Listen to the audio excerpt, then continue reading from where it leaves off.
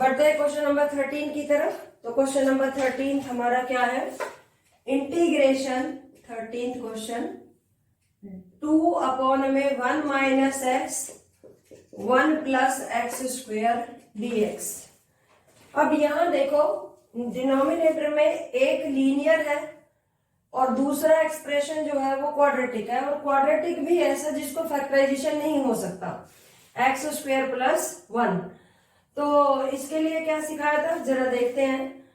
2/1 minus x 1 plus x square can be written as a upon में 1 minus x plus B x plus c upon में x square plus 1। सिखाया था ना कि अगर हमारे पास नीचे क्वाड्रेटिक होगा तो ऊपर हम लीनियर एक्सप्रेशन लेंगे B x plus C type का, ना कि कोई कांस्टेंट लेंगे सिंगल।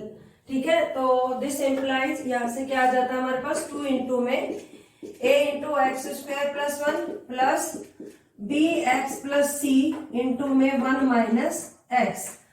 अब हम क्या करते हैं, देखो वैसे चाहो तो a की वैल्यू हमारे पास डायरेक्ट निकल जाएगी क्योंकि a के अपॉन में जो है वो लीनियर फंक्शन है, तो आप चाहो तो वहां से भी निकाल सकते हो, एल्स यहाँ कंपैरिजन करके तो निकाल ही लेंगे। तो पहले कंपैरिजन ही कर लेते हैं चलो इस क्वेश्चन में हम। तो यहाँ पर हम लिखेंगे comparing the coefficient of like terms. मैंने एक बार में ही सारा लिख दिया। लाइक टर्म्स लिखने का मतलब है कि भाई इधर जो एक्स स्क्वायर का कोफिशिएंट है और इधर एक्स स्क्वायर का कोफिशिएंट है, उनको कंपेयर कर देंगे। लाइक टर्म्स वो होती हैं भाई एक्स स्क्वायर वाली टर्म्स एक साथ कर दो, एक्स वाली टर्म्स एक साथ, तो इस टाइप से। तो इधर जब आप देखोगे लेफ्ट साइड में there is no term which contain X square, ठीक है, इधर एक्स स्क्वायर की एक भी टर्म नहीं है, और राइट साइड में a इंटू एक्स स्क्वायर आएगा, तो उसका कोफिशिएंट हमें सिर्फ क्या कंपेयर करना है, कोफिशिएंट। तो एक्स स्क्वायर का कोफिशिएंट क्या आएगा हमारे पास a। जब हम इस bx की मल्टीप्लीकेशन इस x के साथ करेंगे तो ये आएगा माइनस बी एक्स स्क्वायर, और यही हमें चाहिए, तो हम उसका कोफिशिएंट लिख देंगे माइनस बी। और किसी भी टर्म से हमें एक्स स्क्वायर नहीं मिलेगा, तो एक इक्वेशन हमारे पास ये आ जाएगी। नाउ अब सेकंड करते हैं, comparing the coefficient of constant x वाली टर्म का कंपेयर कर देते हैं। ठीक है, comparing the coefficients of x terms जिसकी हमारे पास एक्स का कोफिशिएंट यहाँ पर क्या है हमारे पास 0, और यहाँ पर देखो x का कोफिशिएंट कुछ है ही नहीं, और यहाँ पर देखो जब इस bx की 1 के साथ होगी तो b आ जाएगा, और जब इस c की माइनस x के साथ होगी तो माइनस c आ जाएगा। तो हमारे पास एक इक्वेशन ये आ जाएगी। ठीक है, अब यहां से हमारे पास देखो कोई भी वैल्यू नहीं निकल सकती। नाउ एट लास्ट हम क्या करेंगे, कंपेयरिंग द कांस्टेंट टर्म्स। तो जब हम कांस्टेंट टर्म कंपेयर करेंगे तो लेफ्ट साइड में मेरे पास 2 लिखा होगा, इधर फर्स्ट वाली ब्रैकेट से a आ रहा होगा और इधर क्या आ रहा होगा प्लस c, राइट। अब हम किसी भी एक वैल्यू को यहां से निकाल सकते हैं। देखो अगर आप यहां पर इन दोनों को ऐड कर दो, ये अगर मेरी इक्वेशन नंबर 3 है, तो अगर मैं इन दोनों को ऐड कर देती हूँ तो c से c कैंसिल आउट हो जाएगा, सेकेंड प्लस थर्ड, c से c कैंसिल आउट, और a प्लस b इधर क्या आएगा 2, ऊपर से a माइनस बी क्या जी फ्रॉम फर्स्ट से a माइनस बी क्या आ रहा है 0, तो दोनों को ऐड करेंगे 2a इक्वल टू 2 और a आ जाएगा 1। अब हमारे पास a मिल चुका है, a की वैल्यू यहां रख देंगे, तो यहाँ से a इक्वल टू b है ना, ये b जब इधर जाएगा तो इक्वल टू b है, तो इसका मतलब b की वैल्यू भी क्या आ गई 1। अब b पता है, b किसके इक्वल है c के इक्वल, तो c भी क्या आ गया मेरे पास 1। तो देखो आपने कंपैरिजन करके और तब वैल्यू निकाली। अब मैं आपको एक चीज और बता देती हूँ साथ में कि इस a के अपॉन में लीनियर एक्सप्रेशन है, हालांकि bx प्लस c के अपॉन में क्वाड्रेटिक है, तो इस a की वैल्यू आप डायरेक्ट भी निकाल सकते थे। तो हमारे पास ना क्या होता कि यहीं पे ही a की वैल्यू पता होते b निकल जाता। हम यहाँ क्या करते हैं उसके लिए, ठीक है, जो हमारा शुरू से मेथड चला रहा है, x की जगह 1 रख देंगे, तो x की जगह 1 रख देंगे तो a की वैल्यू निकलेगी। इधर केवल इस फैक्टर को छोड़कर सब जगह 1 रखना, 2 अपॉन में 1 प्लस 1, तो 2/2 विच इज 1। तो देखो a की वैल्यू एक ही मिनट में निकल गई। a की वैल्यू जैसी 1 आपको यहां से पता चली थी, b निकल जाता, b की वैल्यू 1। अगर b 1 है तो सेकेंड इक्वेशन से c की वैल्यू भी 1। तो आपकी मर्जी है कि आप कौन सा जो है मेथड अप्लाई करते हैं। ठीक है, चलिए अब हम करते हैं क्वेश्चन को। तो इसका मतलब जो ये इंटीग्रेशन था 2 अपॉन में 1 minus x 1 plus x square, ये किसके इक्वल आ गया मेरे पास, ए की वैल्यू क्या है 1 अपॉन में 1 माइनस एक्स dx, और bx प्लस c सबकी वैल्यू ही 1 1 आई है, तो x प्लस 1 अपॉन में एक्स स्क्वेयर प्लस 1, ये वैल्यू आ चुकी है हमारे पास। अब इसका हम क्या करेंगे, इसमें देखो यहां पर इसका तो इंटीग्रेशन हो जाएगा, तो ये आ जाएगा log of modulus 1 minus x, but अब ये x माइनस 1 नहीं है क्योंकि उसका डेरिवेटिव 1 आता नीचे, लेकिन यहाँ 1 माइनस एक्स है तो इसका डेरिवेटिव क्या आएगा नीचे -1 प्लस, अब यहां देखो नीचे क्वाड्रेटिक है और ऊपर लीनियर है, तो सब्स्टिट्यूशन मेथड यूज करेंगे। तो इसमें इसको अभी फिलहाल ऐसे ही रहने देते हैं, एक्स प्लस 1 अपॉन में एक्स स्क्वायर प्लस 1, और यहां पर हम सिखाएंगे कि पुट कर दीजिए X square plus 1 equal to Z. तो यहाँ पे क्या आएगा 2x dx is equal to dz। अब हम देखो हमें 2x चाहिए खाली, और हमारे पास यहाँ पर क्या लिखा हुआ है x प्लस 1, तो ये मैंने आपको सिखाया हुआ है कि हम इसको स्प्लिट कर सकते हैं ना, एक बार इसके अपॉन में एक बार इसके अपॉन में। तो चलते हैं देखते हैं जरा, इसके बाद हम स्टेप लिख देंगे minus log modulus 1 minus x plus x upon में x square plus 1 plus 1 dx upon में एक्स स्क्वायर प्लस 1। अब ये देखो ये क्या आ गया, ये थोड़ा ऊपर नीचे हो गया क्योंकि यहां सब्स्टिट्यूट कर रखा था माइनस लॉग 1 माइनस एक्स।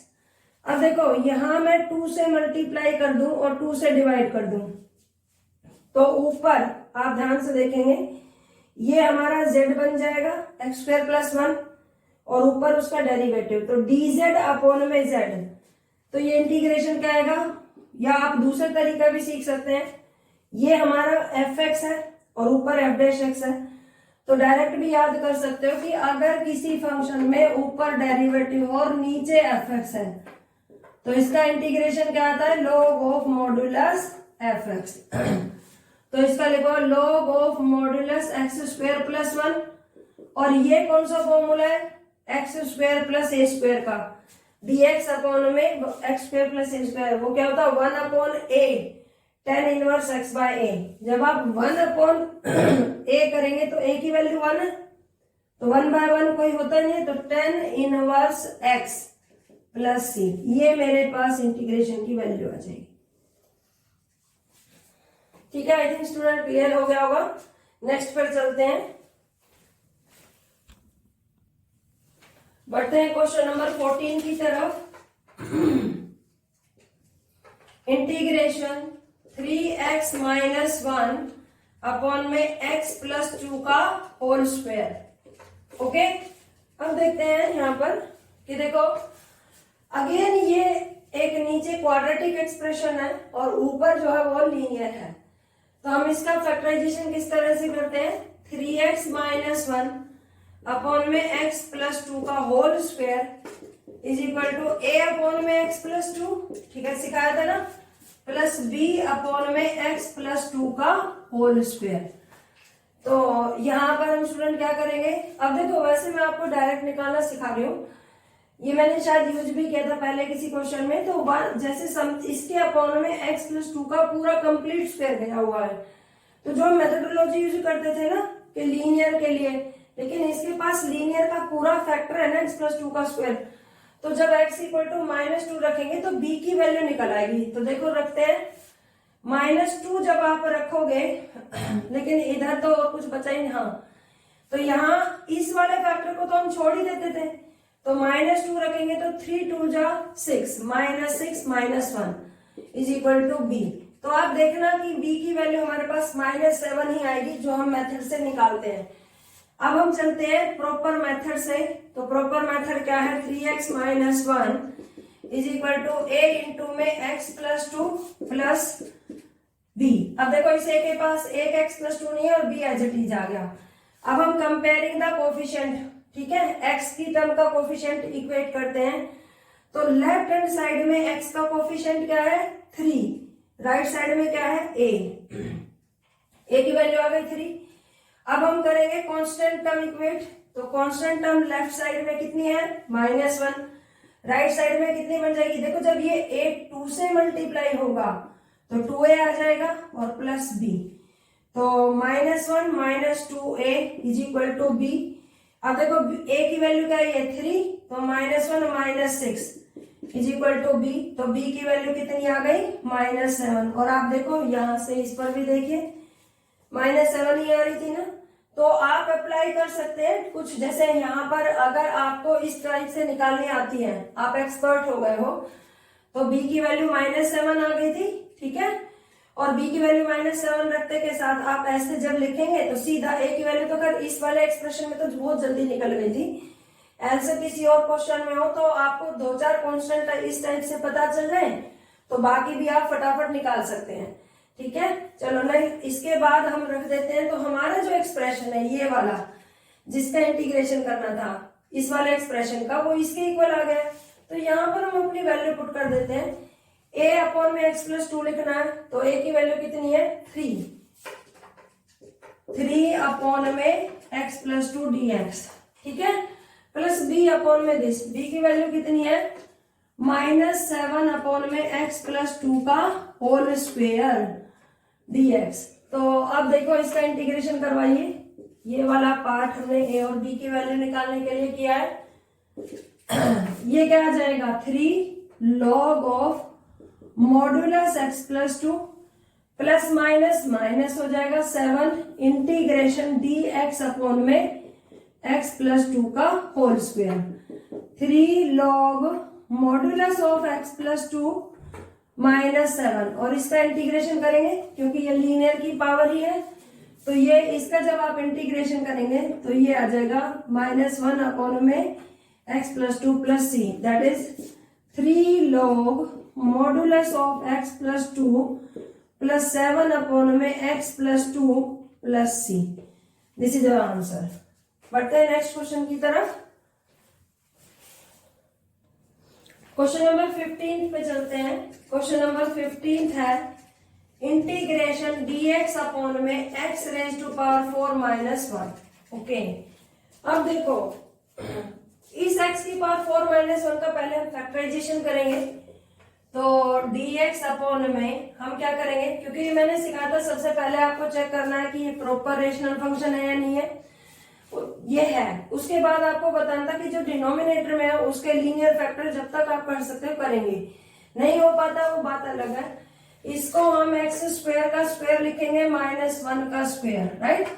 तो उसके बाद ये क्या हो जाएगा dx अपॉन में एक्स स्क्वायर -1 और एक्स स्क्वायर प्लस 1। हमने कौन सी आइडेंटिटी लगाई है a square minus B square वाले, और ये हम कैसे लिख सकते हैं dx अपॉन में again a square minus B square, क्योंकि 1 को 1 का स्क्वायर लिख सकते हैं, तो x minus 1 X plus 1, but इसको फैक्टराइजेशन नहीं किया जा सकता एक्स स्क्वायर प्लस 1 को, ठीक है, तो इसको एज इट इज लिख दिया है। अब हमारा फैक्टराइजेशन भी हो चुका है और अब हम इसे पार्शियल से ब्रेक करेंगे, तो देखो 1 upon X minus 1 X plus 1 x square plus 1, this can be written as पहला लीनियर फैक्टर, तो a अपॉन में x माइनस 1, दूसरा भी लीनियर फैक्टर तो x प्लस 1, तीसरा क्वाड्रेटिक और वो भी ऐसा जिसको फैक्टराइजेशन नहीं किया जा सकता, तो ऊपर लीनियर आएगा तो cx plus D upon x square plus 1, ये मेरे पास आ गया। This implies 1 is equal to, left side में 1 रह जाएगा, ठीक है, तो a इंटू में ये क्या आ जाएगा x plus 1 x square plus 1 plus b के इंटू में इसे छोड़कर बाकी ये दोनों फैक्टर आ जाएंगे, x minus 1 x square plus 1 और cx प्लस डी के साथ इसे छोड़कर ये दोनों फैक्टर आ जाएंगे। अच्छा, जब हम इन दोनों को लिखते हैं ना x minus one x plus one, इसको हम एक्स स्क्वायर माइनस वन लिख देते हैं क्योंकि दोनों का प्रोडक्ट आएगा यहाँ पर, राइट। ठीक है, तो अब हम अपनी a b c और d इन चार की वैल्यू निकालेंगे। तो हम कैसे निकालेंगे? Comparing the coefficient of like terms को कंपेयर करेंगे। ठीक है, अब देखो वी गेट, हमें क्या मिल जाएगा? तो देखो स्टूडेंट, वैसे तो आप सारा कंपैरिजन करिए, जैसे पहले एक्स क्यूब की टर्म का करिए, फिर अगर एक्स स्क्वायर की करिए, जरूरत है तो कांस्टेंट टर्म की करिए, एक्स की करिए।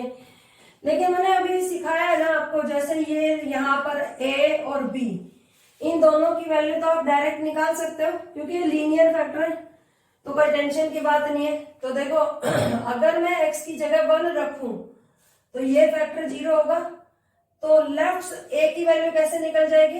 ए की वैल्यू यहाँ पर इस वाले फैक्टर को छोड़कर बाकी पूरे एक्सप्रेशन में रखनी है। तो 1 अपॉन में 1 प्लस 1 2 और 1 प्लस 1 2, तो ए की वैल्यू कितनी आ जाएगी? 1/4, राइट। दूसरा देखेंगे x इक्वल टू -1 रखेंगे, तो यहाँ इस वाले में नहीं रखेंगे, तो इधर से क्या आएगी? देखो जरा, -1 रखने से 1 अपॉन -1 -2, यहाँ रखनी ही नहीं है, यहाँ रखेंगे -1 का स्क्वायर 1 प्लस 1 2, तो इधर किसकी वैल्यू आ जाएगी? b। तो दिस इंप्लाइज b की वैल्यू देखो कितनी आ गई? -1/4। तो दो कांस्टेंट टर्म की वैल्यू आपके पास निकल चुकी है, अब खाली c और d की रह गई है। तो ऐसे एक्सप्रेशन देखते हैं, देखो c की comparing the coefficient of x cube, c और d की इस एक्सप्रेशन से निकाल लेंगे। ठीक है, हालांकि उसके लिए भी है टेक्नोलॉजी डायरेक्ट, लेकिन मैं इतना नहीं सिखाना चाहती कि आप कंफ्यूज हो जाओ, तो जितना आसान है वो मैं बता चुकी हूँ। तो c और d की वैल्यू फटाफट से इधर से निकालते हैं। तो comparing the coefficient of x cube on both sides, तो जब x क्यूब का करेंगे तो लेफ्ट साइड से 0 आएगा। ये जब देखो पहले इन दोनों की मल्टीप्लीकेशन होगी, जब आप इन दोनों की मल्टीप्लीकेशन करेंगे तो x इंटू एक्स स्क्वायर क्या आएगा? x क्यूब, उसका कोफिशिएंट क्या हो जाएगा? a। इधर देखो x स्क्वायर x क्यूब हो जाएगा, तो ये क्या हो जाएगा? Plus b। और यहाँ cx की x स्क्वायर से होगी तो cx क्यूब, तो c। तो यहां से देखो this implies c is equal to -a plus b। तो c is equal to -a plus b की वैल्यू क्या है? a कितना है? 1/4 और b कितना है? -1/4, -1/4। तो देखो ये क्या हो गया? 0। तो c तो क्या आ गया हमारे पास? 0। नाउ अब हम क्या करेंगे? कंपैरिजन। जब हम कंपैरिजन करेंगे कांस्टेंट टर्म का, तो ये कांस्टेंट टर्म देखो 1 और इधर से 1 a हो जाएगा।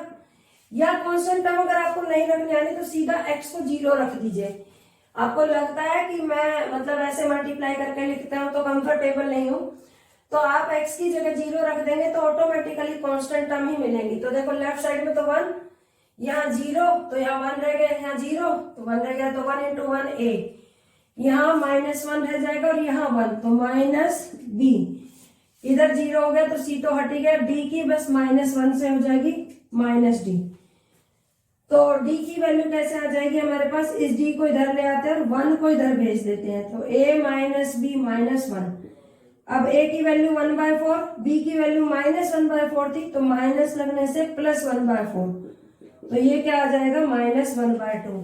तो आपके पास चारों कांस्टेंट की वैल्यू आ चुकी है। a is 1/4, b is -1/4, c 0 और d की वैल्यू -1/2। ठीक है, थोड़ा सा इरेज करना पड़ेगा, फिर हम उसके बाद करेंगे इंटीग्रेट। तो इस पार्ट को मैं इरेज कर देती हूँ।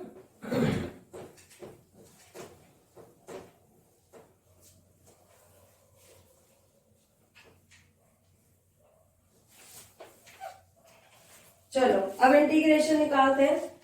तो द होल इंटीग्रेशन, देखो ये इंटीग्रेशन के अंदर ही तो लिखा हुआ था, तो इंटीग्रेशन 1 अपॉन में x -1 x + 1 x² + 1 dx can be written as, a की जगह क्या आ जाएगा 1/4, उसे बाहर निकाल लेंगे dx अपॉन में x माइनस 1। बी की जगह -1/4 dx अपॉन में x प्लस 1 प्लस सी 0 हो चुका है, d खाली d अपॉन रह गया, d की वैल्यू -1/2 तो वो बाहर आएगी तो -1/2, तो dx अपॉन में x स्क्वायर प्लस 1 है।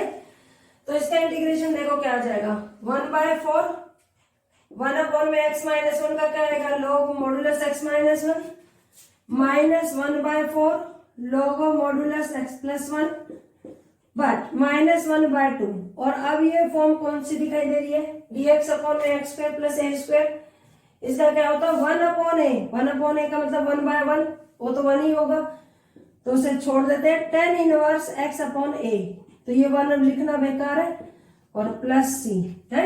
आप चाहते हो तो लिख दीजिए, फिर तो आप यहाँ ये भी लिखिए this can be written as, आप देखेंगे इन दोनों टर्म में 1/4 कॉमन है, जैसे ही मैं 1/4 कॉमन लेती हूँ यहाँ बच जाएगा log modulus x minus 1 minus log modulus x plus 1, तो मैं log m minus log n की प्रॉपर्टी लगा दूंगी, और वो क्या होती है log m अपॉन n, तो x माइनस 1 अपॉन में x plus 1 -1/2 tan inverse x by 1 plus c, ठीक है। और इसे मत लिखिए आप tan inverse x plus c, तो ये हमारा आंसर आया। आई थिंक स्टूडेंट क्लियर हो गया होगा। चलते हैं नेक्स्ट क्वेश्चन की तरफ। क्वेश्चन नंबर 16 की तरफ चलते हैं। क्वेश्चन नंबर 16 क्या है जरा देखते हैं। dx अपॉन में x into X raise to power n plus 1। अब देखो बच्चों, आपको एक एडवाइस दी जाती है, इस टाइप का क्वेश्चन आए, अब ये x square X raise to power n plus 1, हमें नहीं पता ये पावर n कितनी है, 2 है, 3 है, 5 है, यहाँ n एक वेरिएबल लगा दिया है, और प्लस 1 होने की वजह से ना हम इसको फैक्टराइजेशन कर सकते हैं, ठीक है। तो इस यहाँ पर आपको एक स्टेप नोट करना है, ठीक है। हम क्या करेंगे, इसमें x raise to power n minus 1 से मल्टीप्लाई कर देंगे और उसी से ही हम डिवाइड कर देंगे, ठीक है।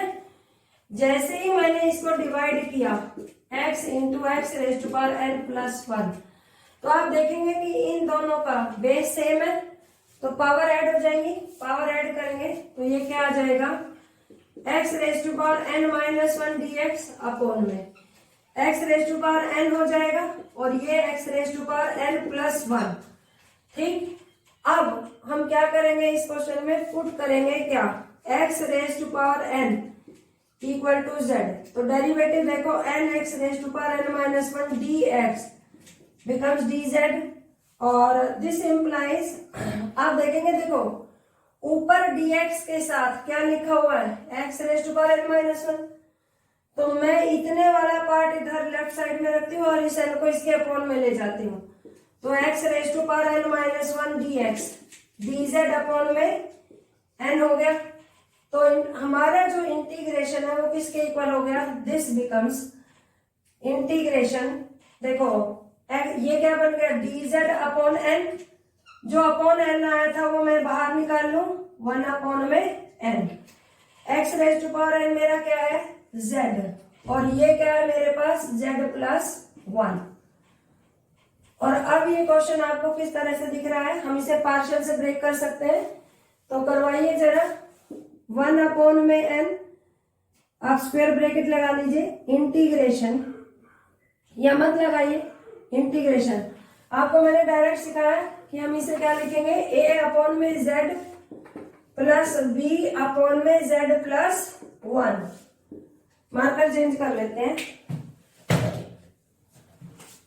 dz, ठीक है। अब देखो यहां पर this is equal to 1 upon n integration a, z कहां से 0 होगा, इक्वल टू 0 पर हमें वो वैल्यू लिखनी होती है जिससे ये डिनोमिनेटर 0 हो जाए, तो z की वैल्यू में क्या लूंगी 0, तो z 0 लूंगी तो इधर की साइड के एक्सप्रेशन में z को छोड़कर बाकी सब जगह 0 रखना पड़ेगा। और ये देखो ये एक्सप्रेशन क्या है लेफ्ट साइड में 1 अपॉन में z प्लस 1, तो 0 यहाँ नहीं रखेंगे, यहाँ रखेंगे, तो 1/1 0 + 1 आ जाएगा। तो a की वैल्यू आ गई 1। ये किस पर 0 हो रहा है हमारे पास? -1 पर। तो इस एक्सप्रेशन में -1 छोड़कर, z की +1 को छोड़कर बाकी सब जगह -1 रखना है। तो 1/-1 -1, तो b की वैल्यू -1/z + 1 dz। अब यहाँ देखो प्लस माइनस माइनस होता है, तो यहाँ पर हम क्या कर सकते हैं? माइनस। एक बार फिर से देखो, 1/n मैंने बाहर ही रखा है, और जो ये वाला पार्ट था 1/z + 1, इसको पार्शियल से ब्रेक कर दिया, एक बार a/z + b/z + 1, और इनकी वैल्यू मैंने डायरेक्ट निकाली, बहुत सारे क्वेश्चंस में सिखा चुके हूँ, फिर भी मैंने दिखाया 1/z + 1। z की वैल्यू 0 होगी, तो बाकी इसमें रखेंगे तो 1 आ जाएगी। z की वैल्यू -1 रखेंगे तो b की वैल्यू आ जाएगी 1/-1, दैट इज -1। इसका इंटीग्रेशन करेंगे 1/z का integration log of mod z minus log of modulus z + 1 + c। This becomes 1/n log of z। z की वैल्यू क्या है हमारे पास? x⁴n, ठीक है, तो यहाँ पर रख देंगे x⁴n। और आप एक काम करेंगे, हम साथ साथ दूसरी प्रॉपर्टी भी यूज करेंगे, log m - log n। तो log m/n होता है, तो इस z के अपॉन में z + 1 आ जाएगा, तो मैं फिर बाद में उस z की वैल्यू रख देंगे +c। This is our answer. ठीक है स्टूडेंट, चलते हैं नेक्स्ट क्वेश्चन की तरफ। क्वेश्चन नंबर 17 देखते हैं। क्वेश्चन नंबर 17 है हमारा cos x अपॉन में 1 - sin x into 2 - sin x। Okay, अब देखो मैं क्या करती हूं, अगर पहले dx, आप इस क्वेश्चन को ध्यान से देखें तो ये ट्रिग्नोमेट्री में, मतलब यहाँ पे जो एक्सप्रेशन लिखा हुआ है वो ट्रिग्नोमेट्रिक फंक्शन लिखा हुआ है, लेकिन अगर मैं sin x को z पुट कर दूं, पुट sin x = z, तो cos x dx क्या हो जाता है? उसका derivative, and the whole integral converted cos x dx becomes dz upon में 1 - z इंटू 2 - z। समझ गए? sin x की जगह z रख देंगे और cos x dx क्या हो जाएगा? dz। अब एक काम करते हैं, हालांकि कोई प्रॉब्लम नहीं है, लेकिन क्या करते हैं, z के कोएफिशिएंट को पॉजिटिव बना लेते हैं। इधर से एक नेगेटिव कॉमन आएगा तो z -1 हो जाएगा, z -1। और इधर से जब हम कॉमन लेंगे तो देखो दो नेगेटिव हो गए, एक इधर से और एक इधर से, तो नेगेटिव नेगेटिव पॉजिटिव हो गया, और ये हो जाएगा z -2। आप चाहो तो इसको सिंपल आइडेंटिटी में कन्वर्ट कर सकते हो, z² - 3z + 2 करके, और वहां पर उसे x² + a² या x² - a² की आइडेंटिटी बन जाएगी नीचे, और उसके बाद उसे सिंप्लीफाई कर लेंगे। लेकिन इसे पार्शियल से ब्रेक करना भी बहुत इजी रहेगा, तो 1/a/में z -1 + b/z -2 dz। अब निकलवाओ इस a की वैल्यू, तो z = 1 पर निकालेंगे, z = 1 इधर रखेंगे, एक्सेप्ट दिस, तो ऊपर तो 1 ही रहेगा, 1/1 - 2, तो ये क्या आ जाएगा? -1। तो a की वैल्यू क्या आ चुकी है? -1। फिर से देखो, z = 1 रखा है, तो z = 1 रखोगे तो ऊपर 1, इसमें रखना ही नहीं है, 1 - 2 -1, तो 1/-1 -1। z = 2 पर v की वैल्यू निकालेंगे, तो 2 z = 2 रखवाओ, इसे छोड़कर यहाँ 1/2 - 1, तो v की वैल्यू क्या आ जाएगी? 1। तो ये जो इंटीग्रल है ये बन जाएगा मेरे पास -1 -dz/, अरे यार सॉरी बेटा, -1, और b की वैल्यू है 1/z -2 dz। ठीक है, तो ये हो जाएगा -log of modulus z -1 + log of modulus z -2 + c। This is equal to, अब यहाँ पे log m minus log n की प्रॉपर्टी लगा देंगे, log ऑफ z माइनस 2 के अपॉन में क्या आ जाएगा, z minus 1 plus C. This is equal to log of z, z की वैल्यू क्या है हमारे पास, साइन x, ठीक है, z को हमने साइन x माना था, साइन x माइनस 2 अपॉन में साइन x माइनस 1 प्लस सी, और ये हमारा आंसर आ गया, राइट। ठीक है, बढ़ते हैं नेक्स्ट क्वेश्चन की तरफ। क्वेश्चन नंबर 18 की तरफ चलते हैं।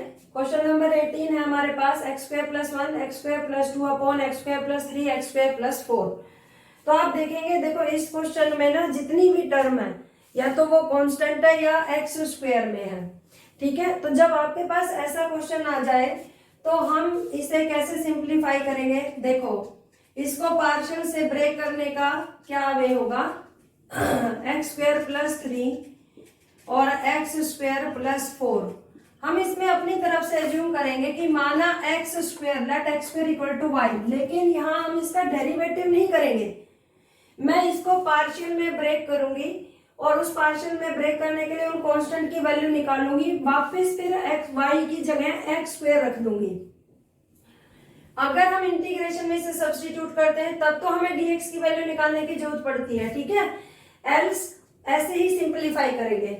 तो जब मैंने इसको y मान लिया है तो ये एक्सप्रेशन मेरा क्या बन गया, y plus 1 y plus 2 y plus 3 y plus 4, right. अब देखो ये जो फंक्शन है ये हमारा y में इस तरह से दिख रहा है।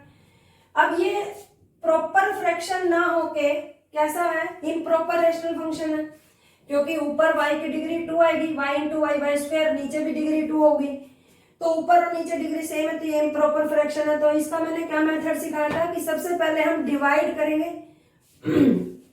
तो जब मैं इसे डिवाइड करूंगी तो आप यहाँ देखें कि मैं इसको प्रॉपर लॉन्ग डिवीजन से डिवाइड ना करके एक शॉर्टकट ट्रिक यूज करूंगी, और वो क्या होगा कि देखो यहाँ y का कोफिशिएंट क्या आएगा, वाई स्क्वायर, जैसे ऊपर आ जाएगा Y square plus 3y plus 2, नीचे आ जाएगा Y square plus 7y plus 12। तो जब ये इसे डिवाइड करेगा तो कोशिएंट आएगा 1, और उसके बावजूद जो रिमाइंडर बनेगा ना वो रिमाइंडर पक्का क्वाड्रेटिक तो कभी होगा ही नहीं, तो इट में बी लीनियर और इट में बी कांस्टेंट, क्योंकि जो रिमाइंडर होता है उसकी डिग्री हमेशा कोशिएंट डिवाइजर की उस डिग्री से छोटी होती है। तो डिवाइजर की डिग्री 2 है तो रिमाइंडर में भी लीनियर और कांस्टेंट। तो मैंने रिमाइंडर निकाला ही नहीं कि क्या आएगा और डायरेक्ट लिख दिया। अब देखो यहां मैंने ऐसा क्यों किया, उसका रीजन बताती हूँ। 1 प्लस, अगर मैं मेरे को मुझे कहता कि इसे इंटीग्रेट करना है या इसको पार्शियल से ब्रेक करना है, 1 प्लस तो मैंने एज इट इज लिख दिया ना, इसका मतलब मेरा टारगेट है कि इसको मैं ब्रेक कर पाऊं। तो ये लीनियर है, मतलब प्रॉपर रेशनल फंक्शन है, तो इसे हम कैसे लिखते हैं, a अपॉन में y plus 3 plus b upon में y प्लस 4, इसी टाइप से लिखते हैं ना। इसका मतलब जो ये वाली वैल्यू थी ये हमारे पास किसके इक्वल आ चुकी, इसके इक्वल, तो लिख देते हैं, जरा इसे इरेज कर लेते हैं, ठीक है। अब देखो इसकी वैल्यू आ जाएगी हमारे पास, इसका मतलब जो y plus 1 y plus 2 y plus 3 और y plus 4 is equal to 1 plus a upon में y plus 3 plus b upon में y प्लस 4, ये आ गए। अब हम देखो मैंने एक ही आपको क्या शॉर्ट ट्रिक सिखाई थी कि अगर मैं y को -3 रख दूं तो मुझे a की वैल्यू निकल आएगी, यही सिखाती थी ना मैं। एल्स देखो आपको अपना बेसिक भी आना चाहिए, ऐसा ना हो कि आप सोचो कि अरे मैम ऐसे सिखाते हैं। देखो आप एलसीएम ले लीजिए, कंपेयरिंग द कोएफिशिएंट करिए और तब ए बी की वैल्यू निकाले, बट मैं आपको ऐसे सिखाती हूँ तो आप उसे अच्छे से सीखें। y इक्वल टू देखो -3 रखेंगे तो इधर केवल इस फैक्टर को छोड़कर बाकी सब में रखवाइए, तो -2 और -1, नीचे 1 आएगा। अब मैं इस 1 का क्या करूं, क्योंकि बाकी जितने भी क्वेश्चन कराए थे वो इस टाइप के थे, तो इसलिए हम डायरेक्ट यहाँ a लिख देते थे। तो भाई यहाँ भी ये 1 इग्नोर मारना पड़ेगा। क्यों मारना पड़ेगा उसका रीजन बताते हो। जब आप एलसीएम लेंगे ना तो y plus 3 y plus 4 LCM आएगा और यहाँ आ जाएगा y प्लस 3 y प्लस 4। इसका मतलब जब मैं -3 रखूंगी ना तो वो तो 0 ही हो जाएगा, और इसीलिए तो मैं यहाँ पे भी नहीं रखती, क्योंकि जब b किससे मल्टीप्लाई हो रहा होगा एलसीएम में y + 3, तो जब -3 रखेंगे तो ये भी 0 हो जाएगा। तो राइट साइड में केवल a ही बचेगा। समझ गए आप कि जब हम एलसीएम लेंगे तो 1 कंटेन करेगा y + 3 और y + 4 दोनों फैक्टर को, और हम वैल्यू किस पर निकाल रहे होंगे, -3 पर, तो ये वैल्यू 0 हो जाएगी। This implies a = 2, right. Similarly y = -4 रखेंगे तो एक्सेप्ट दिस फैक्टर, बाकी सभी में रखवाओ, तो -3 -2 नीचे -1, ये मेरा आ गया b, तो b की वैल्यू कितनी आई, -6, ठीक है, ये मेरा b आ गया। इसका मतलब देखो ये किस में कन्वर्ट हो गया, वैल्यू रख दीजिए यहाँ पर, 1 प्लस a की वैल्यू 2 थी, y + 3, b की वैल्यू कितनी है, -6, तो -6 अपॉन में y + 4। अब ये प्लस माइनस, तो इस माइनस को आप यहां लिख देंगे। इसका मतलब जो ये वाली चीज है ये मेरे पास फाइनली ये आ चुकी है। पार्शियल में मेरा फंक्शन ब्रेक हो चुका है, लेकिन गिवन फंक्शन तो x में था, तो इसका मतलब वापस y को x लिख देंगे। तो थोड़ा सा इरेज करेंगे, ये वाला पार्ट इरेज कर लेते हैं जो मैंने v की वैल्यू निकलवाई थी, ठीक है। तो देखो ये क्या आएगा, y की जगह में x² + 1, x² + 2 अपॉन में x² + 3 और यहाँ x² + 4। दिस बिकम्स 1 + 2 अपॉन में x² + 3 -6 अपॉन में x² + 4 आ चुका है। Now integrate it with respect to x, this dx, right. तो 1 का इंटीग्रेशन x आएगा +2। देखो इसे हम ऐसे लिख सकते हैं ना, वैसे मैं स्टेप को बेकार कर रही हूँ, बच्चों को इतना आ जाना चाहिए कि इसे √3 का स्क्वायर लिख सकते हैं, और इतना सारे बच्चों को आता है, ठीक है। तो इसे √3 का स्क्वायर लिख सकते हैं, -6 dx अपॉन में x² + 4 का स्क्वायर, 4 को 2 का स्क्वायर लिख देंगे, और अब ये आइडेंटिटी बन जाएगी 1/x² + a² की। तो ये क्या होता है बच्चों, 1/a, तो 2/√3 tan inverse x/√3 -6 1/2 tan inverse x/2 + c। This is our answer. यहाँ पर 3 आ जाएगा। तो देखो कितना आसानी से ये क्वेश्चन हो गया। चलते हैं बेटा नेक्स्ट क्वेश्चन की तरफ। क्वेश्चन नंबर 19 है, question number 19, integration 2x upon में x² + 1 और x² + 3। चलो अच्छा है, ये इस टाइप का क्वेश्चन आ गया है। देखो अब इस क्वेश्चन को ध्यान से देखो, पीछे वाले क्वेश्चन में, क्वेश्चन नंबर जो 18 था उसमें x² + 1 x² + 2, मतलब पूरा क्वेश्चन जो था वो x² में था, लेकिन अब की बार ऊपर न्यूमरेटर में 2x है और डिनोमिनेटर में x² + 1 और x² + 3 दो फैक्टर है। तो सबसे पहले इस क्वेश्चन को हम सिंप्लीफाई करेंगे, क्योंकि अगर मैं यहां पर x² को z पुट कर दूं तो 2x dx उसका डेरिवेटिव है ना, और वो मेरे इंटीग्रल में प्रेजेंट है, ठीक है। तो the whole integral is converted dz upon z + 1 z + 3, okay. और अब ये क्वेश्चन बहुत आसान है मेरे बच्चों के लिए, क्योंकि ये इतना मैं करवा चुके हूँ। dz अपॉन में z + 1 प्लस, या सॉरी इकट्ठा ही रख लो, दो इंटीग्रेशन में करने की जरूरत नहीं है, z + 3, अच्छा 1, सॉरी, अरे यार इतना फुर्ती a अपॉन में z + 1 प्लस b अपॉन में z + 3। अब टारगेट रहेगा a और b की वैल्यू निकालने के लिए, और वो हमने सिखा ही रखा है कि 1 अपॉन में z + 1 z + 3 को जब आप a अपॉन में z + 1 प्लस b अपॉन में z + 3 रखेंगे तो z की जगह -1 रखेंगे तो a आ जाएगा, रखवाओ -1, 1 अपॉन में इधर नहीं रखना, इधर रखना है, 2 = a आ गया। और जब मैं -3 रखूंगी तो b आ जाएगा, -3 रखेंगे तो इधर नहीं रखेंगे, इधर रखेंगे, -2 = b। तो a की वैल्यू 1/2 होगी और b की वैल्यू -1/2 होगी। तो देखो ये क्या बन जाएगा, 1 अपॉन में 2, 1 अपॉन में z + 1, या ठीक है dz और b की वैल्यू -1/2 dz अपॉन में z प्लस 3। तो ये इंटीग्रेशन देखो क्या आएगा, समझ गए ना, a की वैल्यू रख दी और b की वैल्यू रख दी और दो इंटीग्रल में लिख दिया इसको। ये आ जाएगा log of modulus z plus 1 -1/2 log of modulus z plus 3। अब प्लस c, देखो 1/2 दोनों में कॉमन है, जैसे ही मैंने 1/2 कॉमन लिया तो ये बन गया log m माइनस n, तो हमने इसे लिख दिया log z प्लस 1 अपॉन में z प्लस 3 का मोड प्लस c। और अगेन अब इस z को वापस x में कन्वर्ट कर देंगे, तो log of x square plus 1 upon में x square plus 3 plus c। ये हमारा आंसर आ गया, राइट। Any doubt? ओके, आगे बढ़ते हैं बेटा। क्वेश्चन नंबर 20 की तरफ बढ़ते हैं। क्वेश्चन नंबर 20 देखते हैं क्या है। इंटीग्रेशन dx अपॉन में x raise to power 4 minus 1। ठीक है, अब देखो इसे ना बहुत सारे स्टूडेंट अलग अलग तरीकों से कर सकते हैं।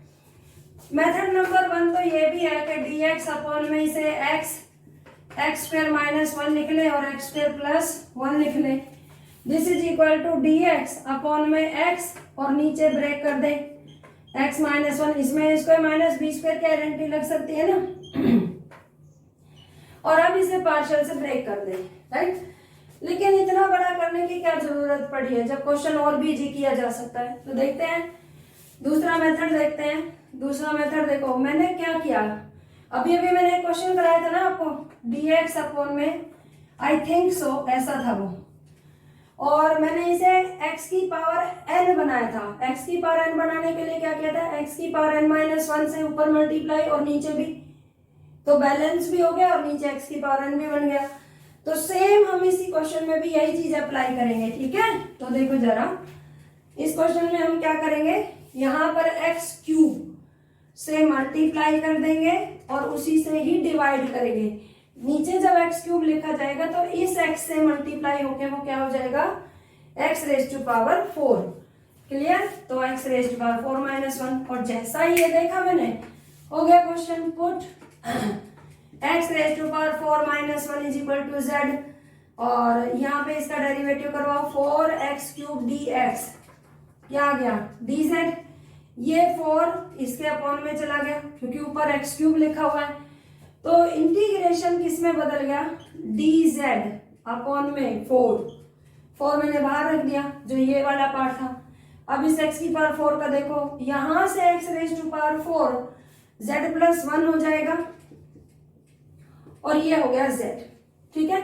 आप यहाँ पे खाली x रेज टू पावर 4 को भी सब्स्टिट्यूट कर सकते थे। नाउ अब पार्शियल का फायदा उठाएंगे, इंटीग्रेशन ये क्या लिखा जाएगा, a अपॉन में z plus 1 plus b upon में z dz, ठीक है। तो दिस बिकम्स, ये क्या हो जाएगा मेरे पास 1/4। अब देखो इसकी वैल्यू हम कैसे निकालेंगे, जो है ये हमारे पास इस इंटीग्रेशन की वैल्यू है, मतलब मैंने 1 अपॉन में z प्लस 1 z को लिखा है a अपॉन में z plus 1 plus b upon में z। अब z इक्वल टू -1 पर रखवाओ तो 1 अपॉन में, इसमें तो रखना नहीं है, यहाँ रखना है। a आ गया तो a की वैल्यू कितनी आ गई हमारे पास -1। At z is equal to 0 पर जब 0 रखेंगे तो इसमें नहीं रखेंगे, 1/1 इक्वल टू b, तो b कितना आ गया 1। रखवाओ जरा यहाँ वैल्यू, a की वैल्यू क्या है हमारे पास -1, ओके, और b की वैल्यू क्या है 1 dz। इसका इंटीग्रेशन क्या आएगा 1/4, यहाँ पर ब्रैकेट लगाएंगे स्क्वायर, इसका आएगा माइनस लॉग z प्लस 1 और इसका क्या आ जाएगा plus log z plus c, right. This becomes 1/4 log, ये लॉग m माइनस n है, log m minus log n दिख रहा है, तो इसे हम लिख देंगे log m अपॉन में n, तो z ऊपर आ जाएगा और z प्लस 1 डिनोमिनेटर में आ जाएगा। Now substitute the value of z, और वो क्या थी हमारी x raise to power 4 plus 1, नहीं -1 है, ठीक है। तो ऊपर आ जाएगा x रेज टू पावर 4 -1, नीचे जब रखेंगे तो 1 कैंसिल हो जाएगा और x raise to power 4 plus c. This is our answer. Okay student, I think clear हो गया होगा. चलते हैं नेक्स्ट क्वेश्चन की तरफ. क्वेश्चन नंबर 21 देखते हैं. क्वेश्चन नंबर 21 है इंटीग्रेशन dx अपॉन में e raise to power x minus 1. Okay, अब देखो इस क्वेश्चन में हमें क्या करते हैं कि पार्शियल वगैरह में तो जबरे करेंगे. जब यहाँ कुछ अलजेब्रिक दिखाई देगा तो ऐसे में मैं क्या कर लेती हूँ, put e raise to power x is equal to z. अगर मैं ऐसा मान लूं तो देखो e raise to power x का डेरिवेटिव वही रहता है dx, ये बन जाएगा dz, और मेरा जो i है वो किस में बदल जाएगा. अब यहाँ खाली dx लिखा हुआ है और यहाँ आया e raise to power x, तो मैं क्या करूंगी, दिस एम्प्लाइज dx, यहाँ dx ही रखूंगी और इस e raise to power x को इसके अपॉन में ले जाऊंगी, dz के अपॉन में. और ऐसा करने से जो ये e raise to power x है ये तो z था, तो dx कन्वर्ट हो जाएगा dz अपॉन में z में. ठीक है स्टूडेंट, तो dx की जगह रखवाइए dz अपॉन में z, और ये वाला पार्ट बदल जाएगा z माइनस 1 में. अब हम इसे पार्शियल से ब्रेक कर देंगे, a के अपॉन में z ले लेंगे और b के अपॉन में z माइनस 1 dz. अब वैल्यू निकलवाओ. At z is equal to 0. ठीक है, z 0 पर यहाँ से वैल्यू क्या आएगी, 0 यहाँ तो रखेंगे नहीं, यहाँ पर रखेंगे तो a की वैल्यू आ जाएगी माइनस 1, और 1 पर जब हम निकालेंगे 1 पर तो इसे छोड़ देंगे, बाकी जगह रखेंगे तो 1 आएगी, तो वो हो जाएगी 1 अपॉन में z माइनस 1 dz. अगर आप ऐसे नहीं कर सकते यहाँ पे लिख लीजिएगा आप 1 अपॉन में z minus 1 is equal to a upon में z प्लस b अपॉन में z माइनस 1. 0 पर यहाँ नहीं रखेंगे, यहाँ रखेंगे तो 1 अपॉन माइनस 1, और 1 रखेंगे तो यहाँ नहीं रखेंगे तो 1 बाय 1, तो दोनों की वैल्यू निकल गई. अब यहाँ पे देखो ये माइनस 1 अपॉन में z है, इसका इंटीग्रेशन आ जाएगा minus log of mode z, और ये 1 अपॉन z माइनस 1 है तो इसका integration log of modulus z minus 1 और plus c. This is equal to log of z minus 1 upon z plus c. अब यहाँ पर z की वैल्यू रख देंगे, z की वैल्यू है e raise to power x minus 1 upon e raise to power x plus c. This is our answer. Okay students, चलते हैं नेक्स्ट क्वेश्चन की तरफ. क्वेश्चन नंबर 22 देखते हैं. इंटीग्रेशन x dx अपॉन में x माइनस 1 x माइनस 2. ठीक है, तो देखो ये एक प्रॉपर रेशनल फंक्शन है क्योंकि ऊपर x और नीचे x की पावर 2 है, तो इसको डायरेक्ट करवाओ. x अपॉन में x minus 1 x minus 2 is equal to a upon में क्या आ जाएगा x माइनस 1, b अपॉन में क्या आ जाएगा x minus 2. At x equal to 1 रखेंगे तो इधर नहीं रखेंगे, 1 अपॉन में माइनस 1 a आ गया. जब हम 2 रखेंगे तो इधर नहीं रखेंगे, 2 अपॉन में 2 माइनस 1, तो ये किसकी वैल्यू आ गई, b की. तो द होल इंटीग्रल, अब ये जो इंटीग्रल है मैंने यहीं पे लगा दिया, तो टाइम खराब करें. ठीक है, a की वैल्यू क्या है माइनस 1 अपॉन में x माइनस 1, और b की वैल्यू कितनी है 2 अपॉन में x माइनस 2 dx. इसका इंटीग्रेशन करवाइए. पहले वाले का क्या आएगा, minus log of modulus x minus 1 plus 2 log of modulus x minus 2 plus c. ठीक है, अब देखो इसको और सिंप्लीफाई कर लीजिए. ये जो 2 है इसकी पावर में चला जाएगा, x माइनस 2 की पावर 2 प्लस c, और ये log m minus log n है तो इसे लिख देंगे log m अपॉन में n. तो ऊपर आ जाएगा x माइनस 2 का होल स्क्वायर और नीचे आ जाएगा x minus 1 plus c. This is our answer. Okay, next question पर चलते हैं. क्वेश्चन नंबर 23 की तरफ चलेंगे. क्वेश्चन नंबर 23 क्या है, dx अपॉन में x इंटू में x स्क्वायर प्लस 1. देखो अब तुम्हें बहुत सारे तरीके सिखा दिए हैं, आपकी मर्जी है, आप इसे पार्शियल से ब्रेक कर लें, या मेरा सजेशन ये है कि इसे x से मल्टीप्लाई और x से डिवाइड कर दें. समझ गए, और अब क्या कर दें, पुट कर दें x square equal to z, तो 2x dx क्या आ जाएगा dz।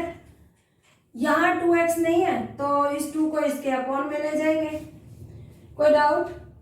ओके, अब ये इंटीग्रेशन देखो, x dx क्या बन गया है, dz/2, और ये है z और z प्लस 1। ठीक है, अब देखो 1 अपॉन में z plus 1, this can be written as a upon में z प्लस b अपॉन में z प्लस 1। थोड़ा सा मार्कर चेंज कर लेते हैं। तो this implies 1 equal to a into में z प्लस 1 प्लस, ओहो ये तो हो गया हमारा वैसा मेथड।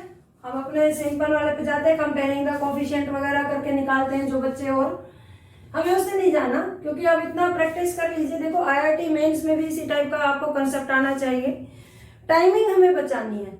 ठीक है, तो हालांकि मैं ये जो वीडियो बनवा रही हूँ ये सारी NCERT की ही एक्सरसाइज करवा रही हूँ, लेकिन इसके बाद मैं आपको बहुत अच्छे लेवल का भी पढ़ाऊंगी। शुरू में बनाते हुए तो मुझे समझ नहीं आ रहा था कि मैं क्या बनाऊं। अगर मैं बहुत हाई लेवल के क्वेश्चन से शुरुआत करती तो पता नहीं कितने बच्चे उसे पढ़ते हैं, कितने बच्चे नहीं पढ़ते हैं। तो इसी वजह से मैंने NCERT स्टार्ट करी कि आफ्टर दैट मैं जितने भी क्वेश्चन कराऊंगी IIT मेंस और एडवांस के ही करवाऊंगी।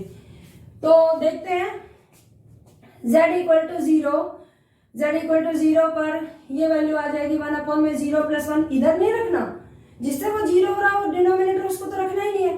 तो 0 प्लस 1 1, ये आ गया 1। जब आप इससे निकालेंगे तो वहां से भी यही आएगा।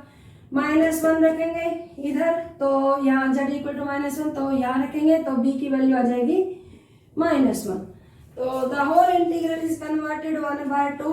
ठीक है, a अपॉन में z दैट मीन्स 1/z, और b की वैल्यू आई है -1, तो ये हो जाएगा 1 अपॉन में z plus 1। Integration becomes 1 upon में 2 बाहर ही रहेगा, ये हो जाएगा log of modulus z minus log of modulus z plus 1, और ये plus c। This becomes 1 upon में 2 log ऑफ z अपॉन में z प्लस 1 और प्लस c। राइट, अब वैल्यू रख देंगे z की जो हमारी थी एक्चुअली में।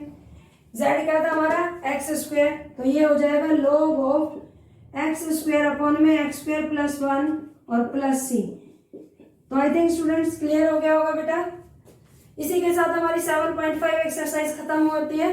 अगर किसी भी बच्चे को कोई डाउट हो तो प्लीज कमेंट बॉक्स में जरूर डालिएगा बेटा। ठीक है, मैं उसको जरूर दोबारा से वीडियो बनाऊंगी उसी चीज की जिसके लिए आप मुझे बोलेंगे। और बाकी अब 7.6 एक्सरसाइज